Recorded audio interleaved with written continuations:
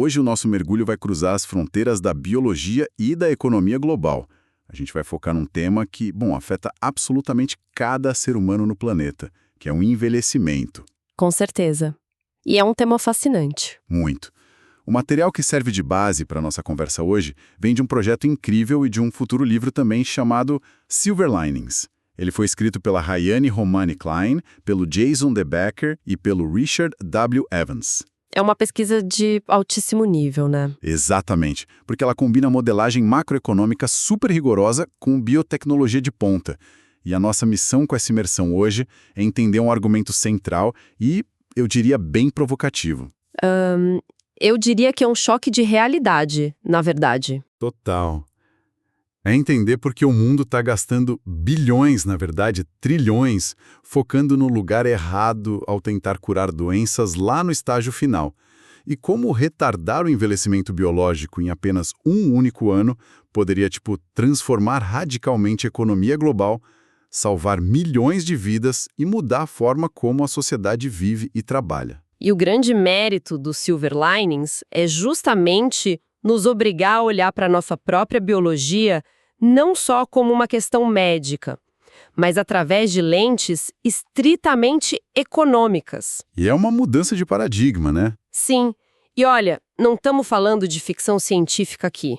Nada de congelar cabeças ou aquela busca mística por imortalidade.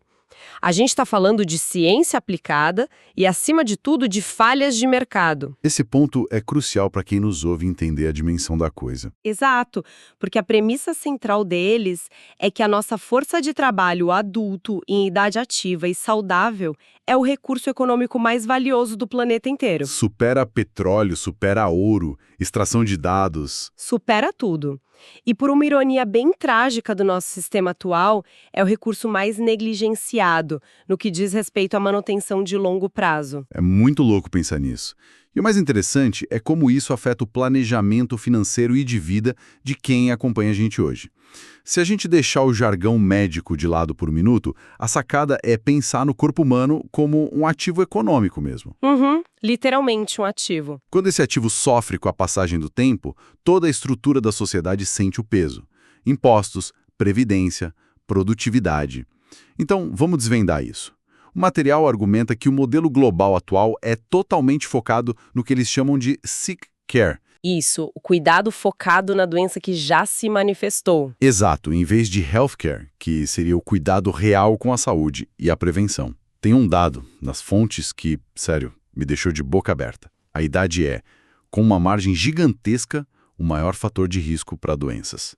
A idade média para o diagnóstico de câncer é 66 anos. E para demência é 83. Pois é. E a gente tem muita essa ilusão de que se a humanidade finalmente curar o câncer, a gente vai viver quase para sempre. É o que todo mundo pensa, né? Sim. Só que a modelagem que a gente está analisando aponta que curar todo o câncer do mundo adicionaria só uns 2 a 3 anos na expectativa de vida global. O que é fascinante e até um pouco frustrante exatamente essa estatística. Ela quebra totalmente as nossas expectativas. 2 ou 3 anos é muito pouco para o esforço que é feito. É duro de engolir, mas é muito lógico. Pensa assim, se uma pessoa não morrer de câncer aos 66 ou 70 anos, a biologia subjacente do corpo dela ainda está envelhecida. O terreno biológico em si já está comprometido. Ela vai acabar desenvolvendo outra coisa logo em seguida. Exatamente. Logo em seguida, esse mesmo organismo estaria vulnerável a doenças cardíacas, ao Alzheimer ou até complicações severas de uma simples pneumonia, porque o sistema imunológico também perdeu a capacidade de resposta. A doença é só a ponta do iceberg, então. Total. As doenças crônicas que a gente tanto teme são só os sintomas finais de uma causa raiz que quase nunca é tratada, que é o acúmulo de danos celulares ao longo de décadas. E para ilustrar isso bem visualmente, tem 2 analogias no material que eu achei brilhantes. A primeira é a tartaruga gigante de Aldabra. Nossa, essa é ótima. Dá para imaginar esse animal com um casco enorme que passa os dias comendo folha, mal se move. Essa tartaruga pode viver 200 anos sem nunca ter pisado numa esteira, sem fazer jejum intermitente. Ela não tem rotina de treino. Nenhuma. Ela simplesmente tem uma biologia, uma programação celular que não acumula danos na mesma velocidade vertiginosa que a nossa. Uhum. E por outro lado, tem um cenário hipotético muito bom no projeto. Eles criam um personagem chamado Duarkesh. Sim, o experimento mental do Dworkish é perfeito para entender os limites do nosso estilo de vida. Vamos imaginar esse cara, o Duarkesh, com 90 anos de idade. Ele teve a dieta perfeita a vida toda. Só comeu folhas escuras, proteínas magras, correu maratona, dormiu 8 horas por noite. O auge da disciplina, né? O super-humano da saúde. Mas mesmo fazendo tudo absolutamente certo, esse homem de 90 anos ainda é centenas de vezes mais propenso a morrer de uma infecção respiratória comum do que o próprio filho dele. Que é 30 anos mais novo. Exato. O filho que talvez passe o fim de semana jogado no sofá comendo fast food que odeia academia. E isso acontece puramente por causa do relógio biológico. O exercício é maravilhoso, claro, mas não reescreve a biologia básica nossa como primatas. Não mesmo. O sistema imunológico do Dworkesh envelheceu e, nenhuma quantidade de suco verde ou yoga vai mudar essa arquitetura celular profunda dele. É frustrante, mas é a realidade biológica. E aí que entra a grande questão econômica. O material traduz essa realidade biológica incontestável numa gigantesca falha de mercado. Como assim? Pensa bem, por que a indústria farmacêutica e os governos não focam na prevenção real desse envelhecimento celular? O motivo primário é que tratar doenças no estágio avançado é imensamente mais lucrativo. Ah, o velho problema dos incentivos. Exato. Do ponto de vista corporativo, é muito mais fácil de medir o resultado no curto prazo. É extremamente caro, é complexo, demora décadas fazer um teste clínico para provar que uma pílula estendeu a vida saudável de pessoas que ainda nem estão doentes. Faz sentido. O sistema recompensa quem cria um remédio que dá mais alguns meses de vida para um paciente já grave. Isso. Ao invés de investir em mecanismos que poderiam manter a célula saudável lá no começo, e fazendo as contas, essa preferência por tratar doenças tardias cria um gargalo financeiro de produtividade absurdo. O que nos leva direto para aquela ideia do triângulo de ganhos. Lendo essa parte da pesquisa, a realidade bate forte sobre como a gente estrutura as nossas carreiras. Sem dúvida. Para mim, essa é uma das visualizações econômicas mais cruciais de todo o documento. Se a gente plotar num gráfico a produtividade e a renda ao longo da vida, a gente vai ver que, em média, o ser humano atinge o pico salarial e de capacidade de entrega por volta dos 55 anos. E depois dos 55, o que acontece com a linha? Ela forma um declínio bem acentuado, desenhando literalmente o formato de um triângulo no gráfico. E o detalhe doloroso aqui é que esse declínio não ocorre porque as pessoas, esqueceram o que aprenderam ou perderam o talento. Não é falta de experiência. Não.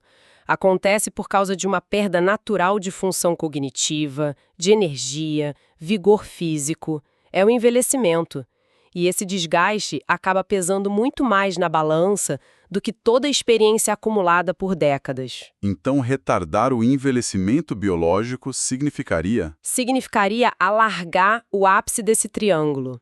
Estender os anos de maior genialidade, de produtividade e sabedoria de uma pessoa. E os números macroeconômicos em torno desse triângulo encolhendo são impossíveis de ignorar.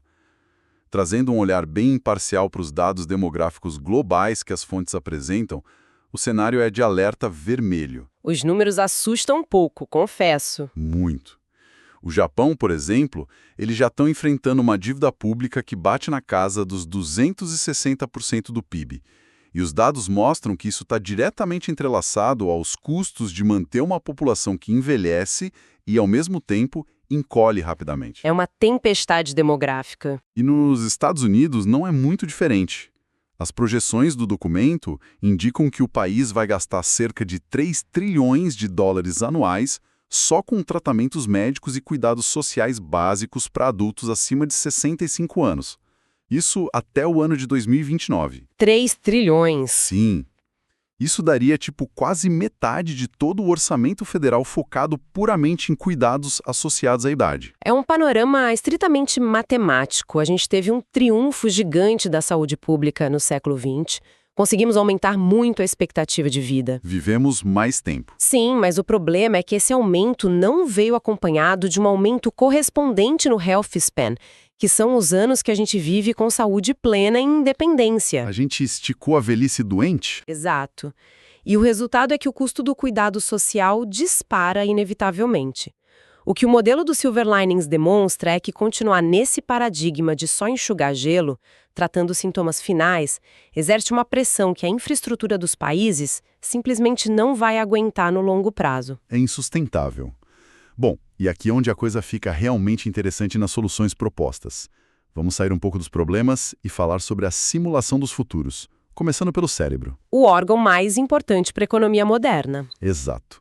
O levantamento revela que impressionantes 70% de toda a produtividade de trabalho nos Estados Unidos depende estritamente do cérebro, do trabalho do conhecimento e da cognição.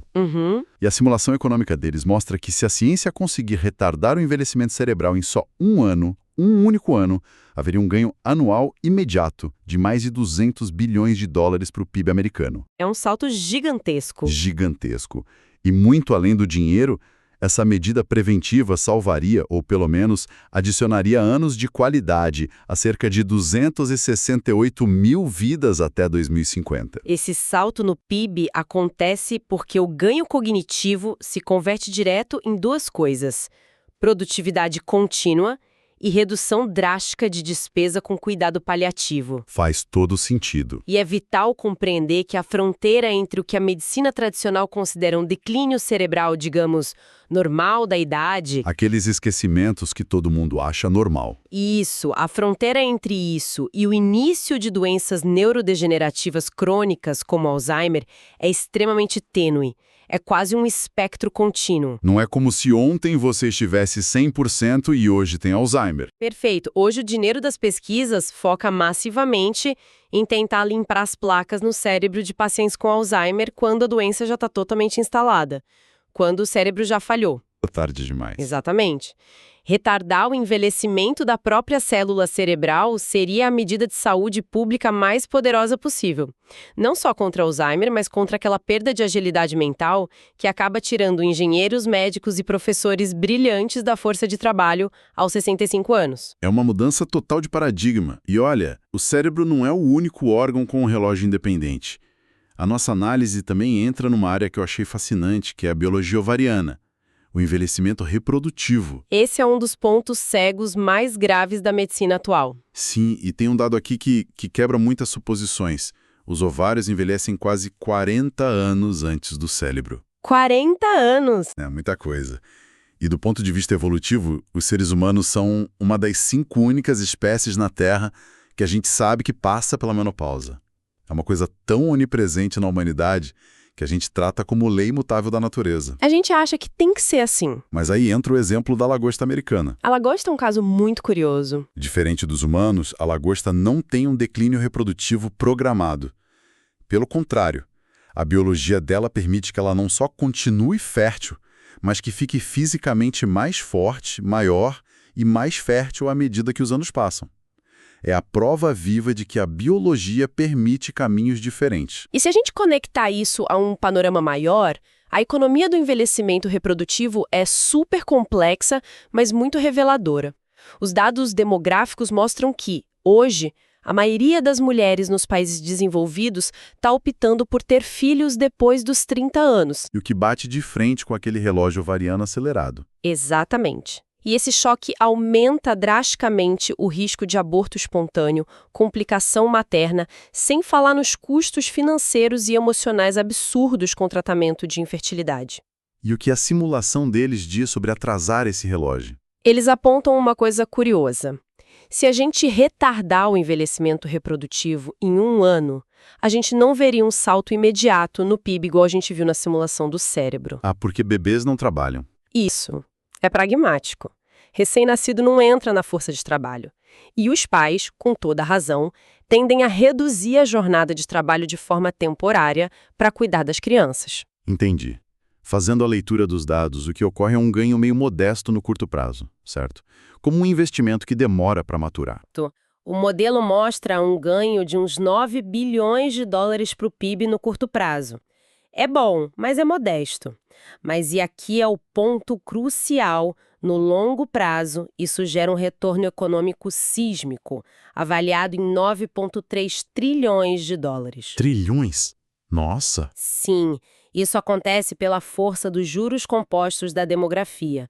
Novos seres humanos crescem, inovam, trabalham. E a pesquisa fala que não é só sobre taxa de natalidade, né? Tem um impacto na saúde da mulher também. Com certeza, esse é o aspecto mais subestimado.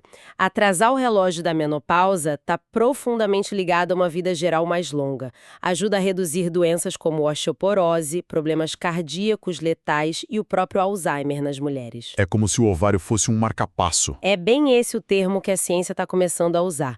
Parece atuar como um marcapasso sistêmico para a saúde da mulher como um todo. Bom, e se a ciência não conseguir parar todos esses relógios internos de uma vez, as fontes discutem uma abordagem que eles mesmos admitem é um tanto bagunçada, mas que pode ser uma ponte necessária agora no curto e médio prazo.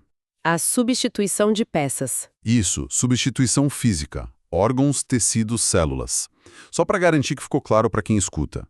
O material fala de opções como xenotransplantes. Basicamente usar órgãos de animais, tipo porcos geneticamente editados, para serem aceitos pelo corpo humano.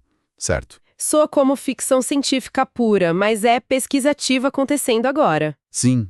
Eles também citam órgãos bioartificiais criados do zero em laboratório e tecnologias de criopreservação super avançadas para evitar que órgãos saudáveis de doadores acabem no lixo por falta de tempo no transporte.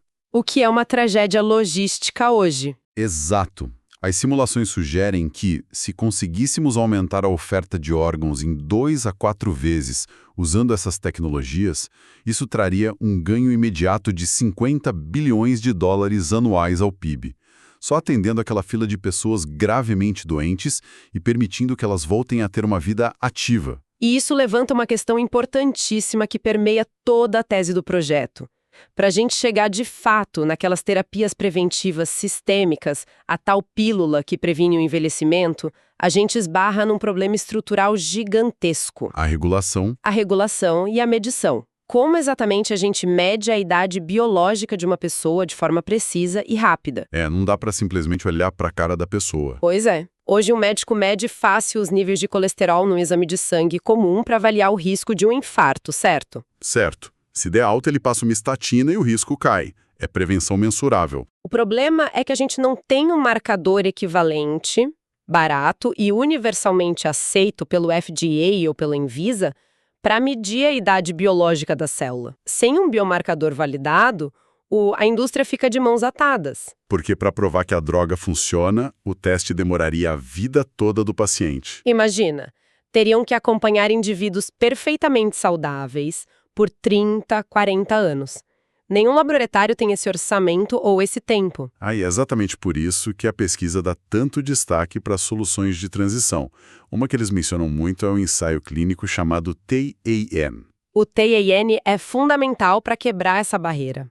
E eles usam a metformina, né? Para contextualizar para a galera, a metformina é um medicamento super antigo, muito barato e amplamente usado hoje no controle do diabetes. Todo mundo conhece alguém que toma. Sim, mas os dados retrospectivos mostram sinais bem fortes de que ela atua sobre múltiplos caminhos biológicos ligados ao envelhecimento. Então, o pulo do gato aqui é: testar uma droga conhecida e barata não é para descobrir a pílula mágica final.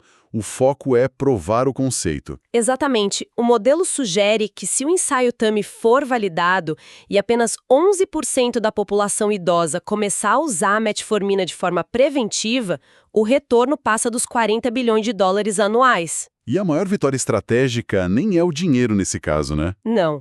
A vitória é forçar as agências reguladoras a aceitarem oficialmente que o envelhecimento pode e deve ser tratado como um alvo clínico legítimo. É abrir a porta regulatória. E uma vez que essa porta abre, o relatório mapeia a revolução que vem logo atrás, com as tecnologias de segunda geração. Eles dão destaque super legal para os chamados órgãos em chips. Essa tecnologia é incrível. É muito. São microchips que literalmente simulam o microambiente, o fluxo sanguíneo e a mecânica de um pulmão humano, de um fígado, tudo fora do corpo. Isso muda o jogo dos testes farmacêuticos. Sim, porque a ciência pode parar de testar drogas sem parar em camundongos que, francamente, envelhecem de um jeito totalmente diferente da gente. E as simulações indicam que, ao adotar esses chips, a gente pode encurtar a linha do tempo de desenvolvimento de remédios em quase 20%. Isso economiza dezenas de bilhões de dólares, mas principalmente acelera drasticamente o dia em que o tratamento real chega na prateleira da farmácia. Então, juntando todas essas peças, a gente chega no cenário supremo, o verdadeiro santo graal do projeto, que eles chamam de um mundo onde 41 é o novo 40. É o cenário idealizado deles. A pergunta que eles jogam é: e se a medicina conseguir atrasar todo o envelhecimento biológico em um ano, de forma holística? Fazer com que o coração, as células, o metabolismo de quem tem 41 opere com a mesma vitalidade de quem tem 40. O impacto estimado na sociedade é absolutamente colossal. O modelo projeta uma injeção de mais de 400 bilhões de dólares anuais no PIB americano no curto prazo e salva quase 2 milhões de vidas. É a tempestade perfeita no bom sentido. Taxa de fertilidade melhora, a mortalidade reduz e a produtividade humana aumenta de forma vigorosa e sustentável. Ofusca quase qualquer outra intervenção de saúde pública da história recente. Só que o texto alerta que tirar isso do laboratório e colocar no braço do paciente esbarra no que o mercado chama de Vale da Morte da inovação. O famoso Vale da Morte. Que é aquela fase onde a ciência universitária provou que funciona, mas os investidores olham e pensam: nossa, isso é caro, vai demorar 10 anos para aprovar, o risco é muito alto. O capital privado prefere financiar um aplicativo que dá retorno em 6 meses. Muito mais fácil. E para superar isso, o texto aponta para duas inovações em políticas públicas que são bem espertas na alocação de risco. A primeira é criar um acelerador de inovação apoiado pelo governo tipo Inquitel. Para quem não está familiarizado, o Inquitel é um fundo de risco ligado à inteligência do governo americano para financiar a tecnologia que o mercado comum ignoraria no começo. Isso. A ideia é que esse acelerador da longevidade financia a tecnologia até ela ficar robusta e não assustar o capital privado. O governo assume o risco inicial pesado. Exato. E a segunda política pública é usar os compromissos antecipados de mercado, os famosos AM6.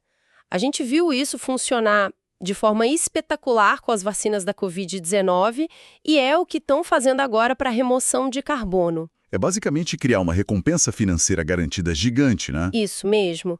Uma coalizão de governos chega e diz: se alguma startup desenvolver e validar um biomarcador de envelhecimento que funcione, a gente garante a compra do produto.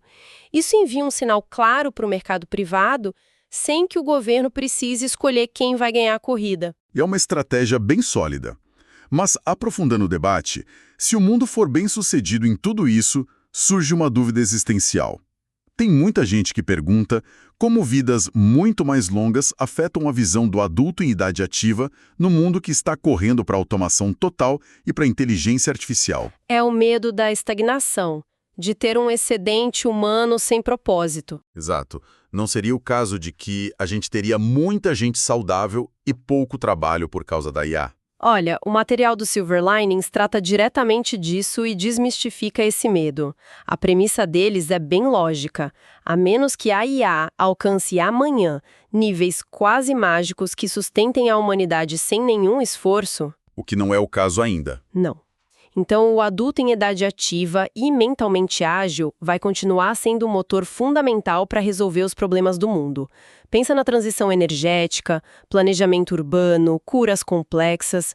Tudo isso exige cérebros vivos, saudáveis e muito experientes. E tem o cuidado empático que só o ser humano faz. Exatamente. Prolongar o ápice da vitalidade maximiza o potencial dessas mentes geniais para resolver as crises globais, ao invés delas virarem dependentes do sistema de saúde cedo demais. A verdadeira estagnação para a humanidade é perder essas mentes para as doenças degenerativas. Nossa, isso é poderoso. Essa análise profunda de hoje realmente tem a capacidade de abalar e reconstruir conceitos que a gente toma como imutáveis. Começar a olhar para o envelhecimento não como uma marcha inevitável do calendário, mas como uma condição biológica maleável, sabe? E tratável. Tratável. É possivelmente a virada de chave mais importante para o nosso futuro. A narrativa da vida humana ganha novos contornos. Sem dúvida. E E isso até nos deixa com uma reflexão final que vai um passo além dos dados econômicos. Se essas promessas se concretizarem, e a biologia permitir que a vitalidade física e a curiosidade dos 40 anos se estendam até os 100 ou 120 anos, o nosso maior gargalo não vai ser a medicina. Vai ser o quê? Vai ser a nossa própria imaginação cultural. Como a gente vai reconstruir os casamentos quando até que a morte os separe significa um convívio de um século inteiro? Como reestruturar a educação e a carreira se você tem energia mental para começar uma profissão do 0 aos 80 anos? Caramba! E qual vai ser o novo significado de propósito quando o relógio biológico deixar de ser uma bomba-relógio e passar a ser um aliado, garantindo tempo de sobra para explorar o futuro? É uma provocação profunda e maravilhosa para ficar na mente de quem nos ouve hoje. Um mundo de possibilidades onde o tempo passa a jogar a nosso favor. A curiosidade sobre os limites do que é possível tem que permanecer acesa. Até a nossa próxima análise profunda.